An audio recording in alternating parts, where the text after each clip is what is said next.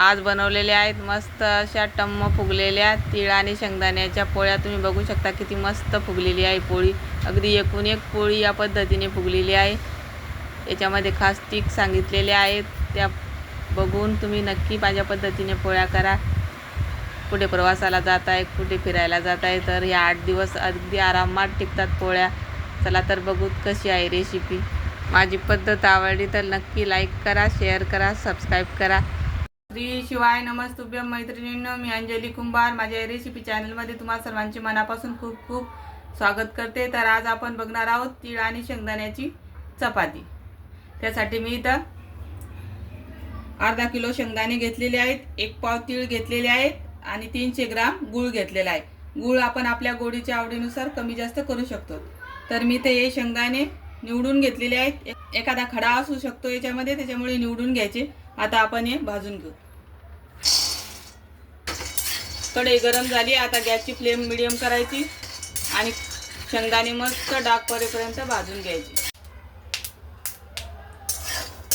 तर बघू शकता शेंगदाणे मस्त खरपूस भाजले गेलेले आहेत। या पद्धतीने शेंगदाणे भाजून घ्यायचे, म्हणजे मग आपल्या चपात्या अतिशय खमंग लागतात। आता आपण एका थाटीमध्ये काढून घेऊ।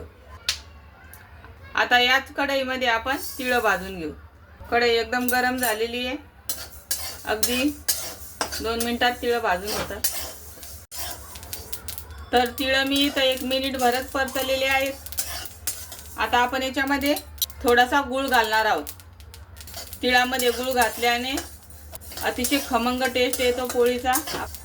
आता या पद्धतीने गुळामध्ये तीळ भाजून घ्यायचे।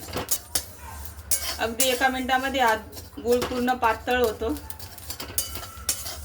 गॅसची फ्लेम कमीच ठेवायची, अगदी कमी गॅसवरच हे तीळ भाजून घ्यायचे, नाही तर तीळ लवकर करपतात। तर तीळ इथं मस्त खमंग भाजल्या गेलेले आहेत। आता आपण गॅस बंद करू आणि हे तीळ एका प्लेटमध्ये काढून घेऊ।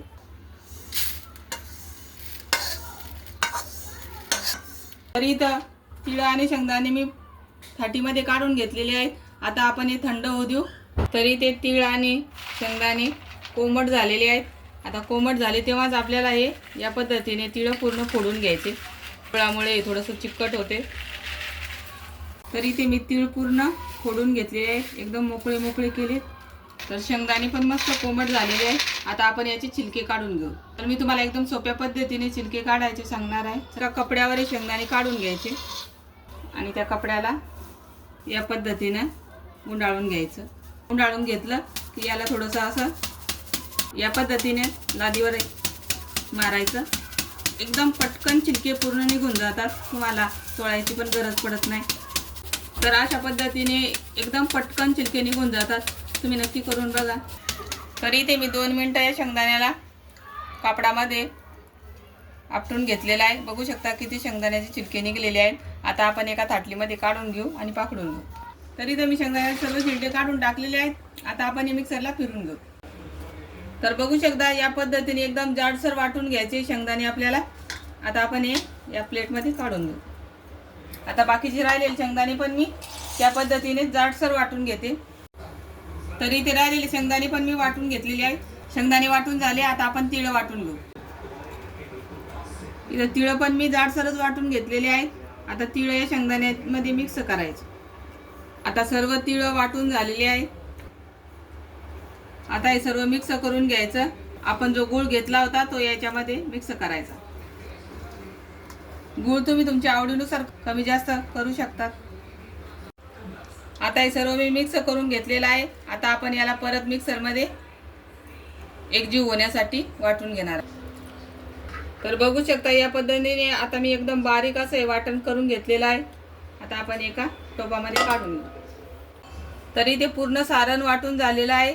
आता आपल्याला जेवढ्या चपात्या बनवायच्या तेवढं सारण आपण एका छोट्या बाउलमध्ये काढून घेऊ। हे सारण तुम्ही 1 महिनाभर असंच डब्यामध्ये भरून ठेवू शकतात आणि तुम्हाला जेव्हा वाटेल तेव्हा तुम्ही याची तीळ शेंगदाण्याची चपाती बनवून खाऊ शकता। तर आपलं तीळ शेंगदाण्याचं सारण तयार झालेलं आहे। आता आपण चपाती बनवण्यासाठी पीठ मळून घेऊ। त्यासाठी मी इथं 5-6 चपात्याचं पीठ घेतलेलं आहे। त्याच्यामध्ये 1 चम्मच बेसन पीठ घालू। बेसन पीठामुळे चपातीची टेस्ट अजून छान येते। आता याच्यामध्ये चवीपुरतं मीठ घालते।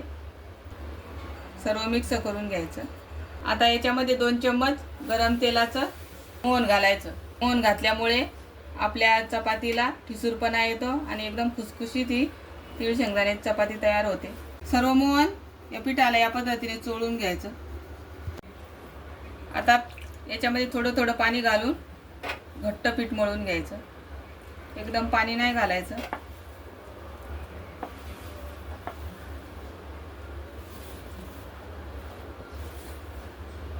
तर या पद्धतीने घट्ट पीठ मळून घ्यायचं आणि त्याला असं थोडंसं पाणी लावून 10-15 मिनिटं मुरण्यासाठी ठेवून द्यायचं. तर 5-7 मिनिटं झालेली आहे आणि पीठ छान मुरलेलं आहे. आता आपण याला तीळ शेंगदाण्याची चपाती बनवण्यासाठी मऊ बनवून घेऊ. या पद्धतीने नरम करायचं. एकदा ते आपलं पीठ मळून तयार झालेलं आहे. आता याला वरतून तेलाचा हात लावून घेऊ. तर पीठ मळून झालेलं आहे आणि आपलं सारण पण तयार आहे. तरी ते मला जेवढ्या तीळ आणि शेंगदाण्याच्या पोळ्या बनवायच्या तेवढे मी सारण घेतलेलं आहे. आता आपण तीळ शेंगदाण्याची पोळी बनवून घेऊ. तरी ते या सारणामध्ये 1 चम्मच भर दूध घालते. तर या पद्धतीने थोडंसं दूध घातलं म्हणजे आपलं हे सारण एकजीव होतंय आणि पोळीमध्ये घालताना बाहेर येत नाही. तर बघू शकता एकदम पूर्णासारखं हे सारण तयार झालेलं आहे. एकदम गोळा होतो याचा बनवला की. या पद्धतीचं सारण आपल्याला पाहिजे. अगदी 1 चम्मचच मी इथं दूध वापरलेलं आहे. तर आता आपण तीळ शेंगदाण्याची पोळी बनवून घेऊ. तर इथे मी कोलपाटावर थोडंसं पीठ टाकलेलं आहे. त्याच्यावर एक पेपर ठेवला आहे. पेपरवर पण थोडंसं पीठ घालते आणि त्याच्यावर एक कापड घातलेलं आहे. याच्यावर थोडंसं पीठ टाकायचं म्हणजे मग आपली पोळी चिटकत नाही. एवढा पिठाचा गोळा घेतलाय. त्याला पिठामध्ये घोळून घ्यायचं आणि वाटीचा आकार द्यायचा.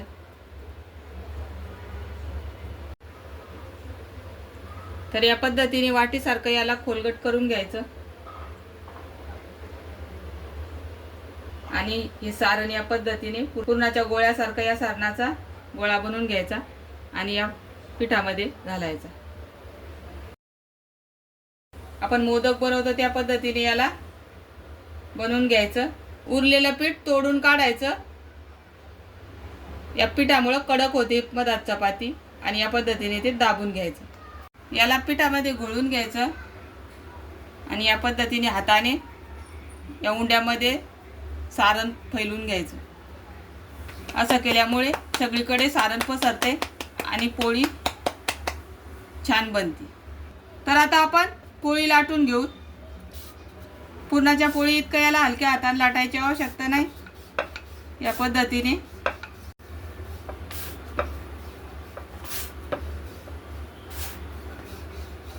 इथे आपली तीळ शेंगदाण्याची पोळी लाटून झाली. आता आपण भाजून घेऊ. तर तवा पण गरम झालेला आहे. आता आपण ही पोळी भाजून घेऊ.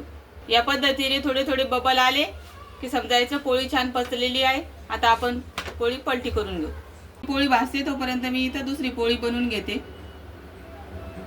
तर त्याच पद्धतीने मी हा उंडा भरून घेते. तर बघू शकता खालची साईड मस्त भाजलेली आहे. आता याच्यावर थोडंसं तेल घालते. तुम्ही तेलाऐवजी तूप पण घालू शकतात. आता गॅसची फ्लेम कमी करायची आणि मस्त खरपूस रंगावर ही पोळी भाजून घ्यायची. तर बघू शकता किती मस्त फुगलेली आहे आपली तीळ शेंगदाण्याची पोळी. कमी आचवरच भाजायची. आता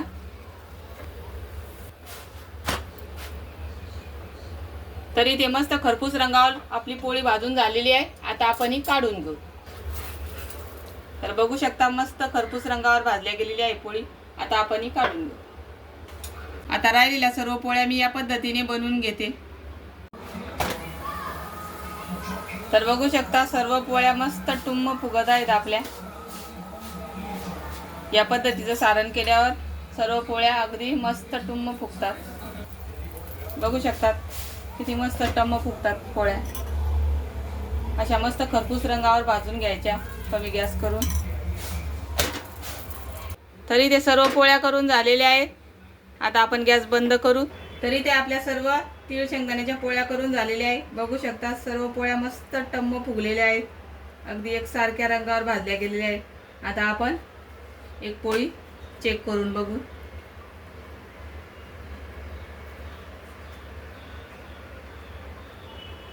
तर बघू शकता सारण अगदी काठापर्यंत भरलेलं आहे आणि अगदी खरपूस मस्त झालेली आहे आपली ही पोळी. अगदी 2-3 दिवस मऊसूत राहते ही पोळी. तर बघू शकता किती छोटी घडी होते. तर कशी वाटली तुम्हाला ही तीळ शेंगदाण्याच्या पोळ्यांची रेसिपी कमेंटमध्ये नक्की सांगा. आवडली असेल तर लाईक करा, शेअर करा, सबस्क्राईब करा. धन्यवाद.